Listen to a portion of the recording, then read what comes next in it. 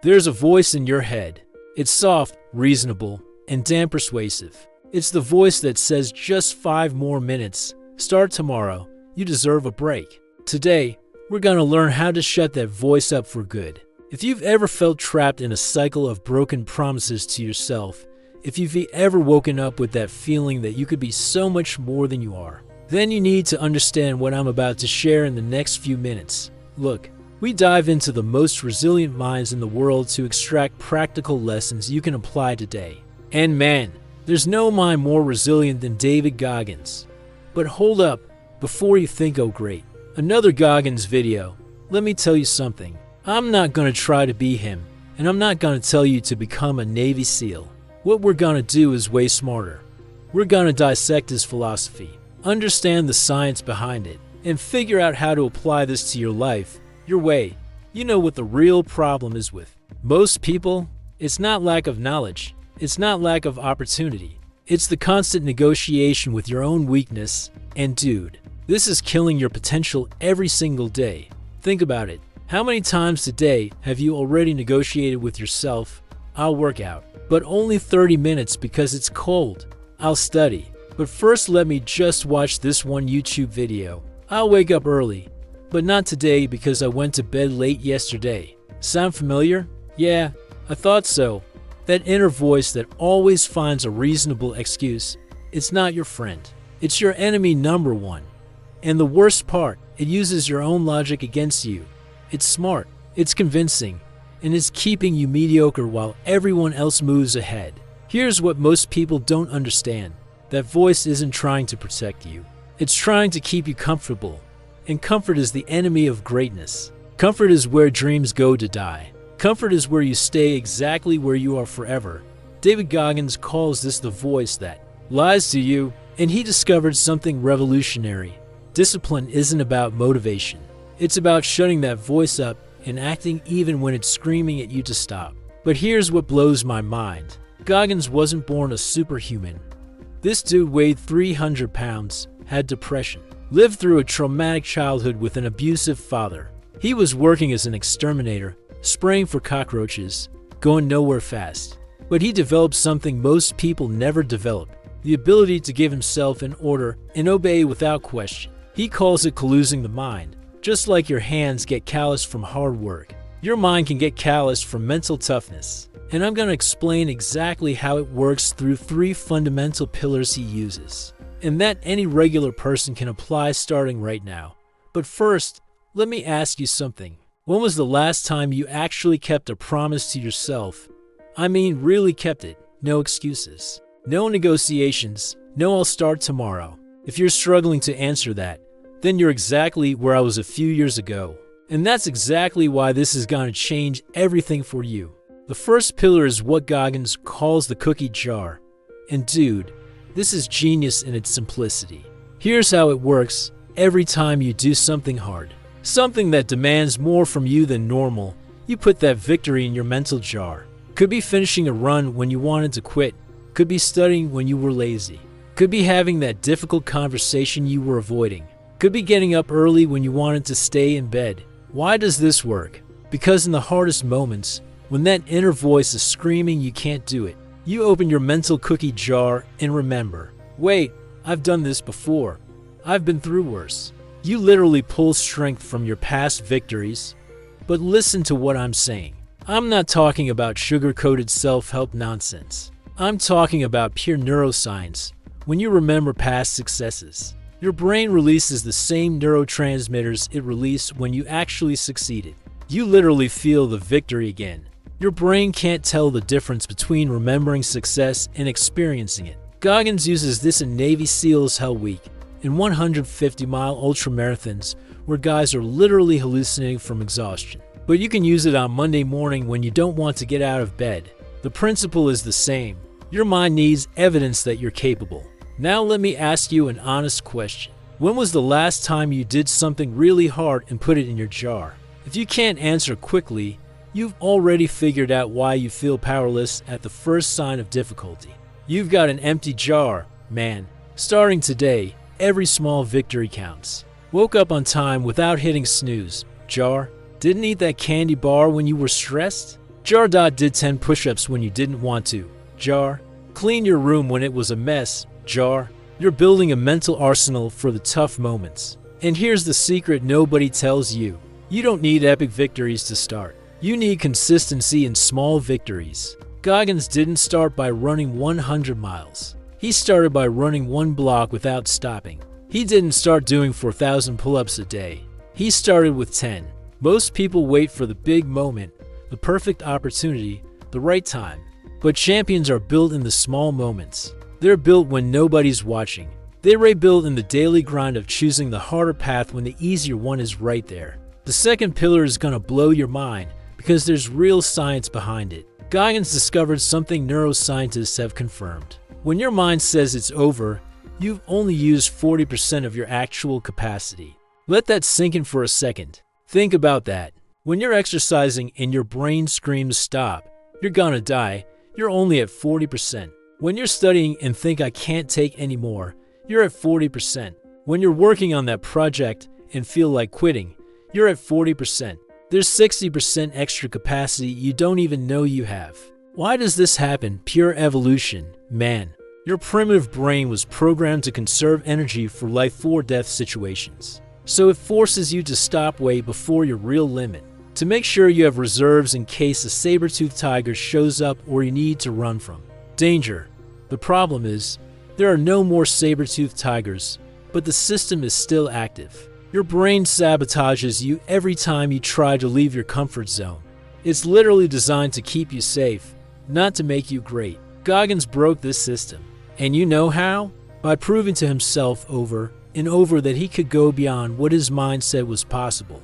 Every time he pushed past that first stop signal, he proved his brain was lying. Every time he went further than he thought he could, he expanded his definition of possible. But listen carefully. I'm not telling you to ignore real danger signals or hurt yourself. I'm telling you to question the first voice that says I can't. Because most of the time, that voice is lying to keep you comfortable. Want proof? Remember the last time you were in a really urgent situation. A tight deadline at work, a family emergency, someone you cared about needed help. Suddenly you found energy you didn't know you had, focus you didn't know existed, strength you didn't know was there. That's the difference between 40% and 100%. The 40% rule isn't about torturing yourself. It's about expanding your definition of what's possible. It's about questioning the first voice that says no way. It's about discovering you're way more capable than you think. Most people live their entire lives never knowing what they're truly capable of. And here's the most incredible part. The more you apply this, the more your 40% increases. Today's floor becomes yesterday's ceiling. What was impossible last month becomes today's warm-up. Your capacity literally grows every time you push past that first limit. I remember when I first learned this, I thought it was just motivational nonsense. But then I started testing it. Small stuff at first. When I felt like I couldn't do one more rep, I'd do 3 more. When I thought I couldn't study for another minute, I'd study for 15 more. And every single time, I realized my brain had been lying to me. The third pillar is where the rubber meets the road. This is where most people quit, because it requires daily commitment. Goggins discovered that discipline is like a muscle. The more you train it, the stronger it gets. But just like any muscle, if you don't use it, you lose it. But how do you train discipline? This is the key. By consciously doing what nobody else wants to do. By purposely choosing the harder option when you have easy alternatives available. Stairs instead of elevator. Cold shower instead of hot. Waking up the first time the alarm goes off instead of hitting snooze. Making your bed every morning. Eating the healthy meal instead of fast food. Doing the workout when you're tired.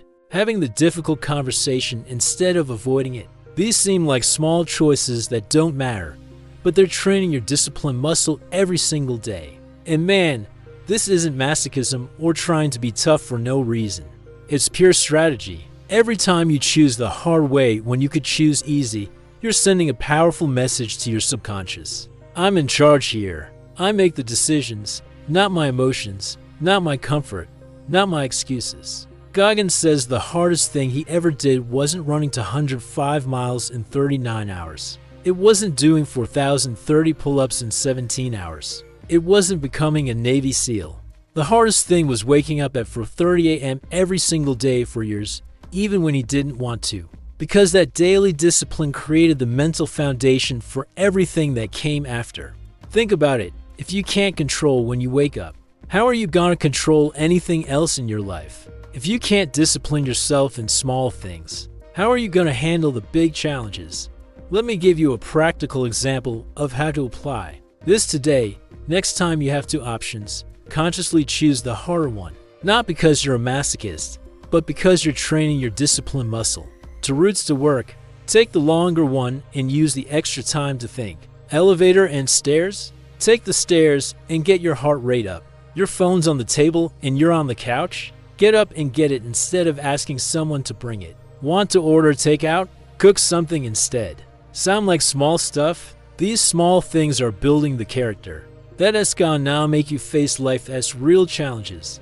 Because here's what I learned. How you do anything is how you do everything. If you're lazy in small things, you'll be lazy in big things. If you make excuses in small situations, you'll make excuses in important situations. If you negotiate with yourself over minor discomfort, you'll crumble when real pressure comes. But if you build discipline in small daily choices, that discipline shows up everywhere. If you're reliable to yourself in little things, you become reliable in everything. If you push through minor discomfort, you develop the strength to handle major challenges. Because here's the truth nobody wants to hear. Your life is made up of thousands of small daily choices, and each choice is taking you toward mediocrity or excellence.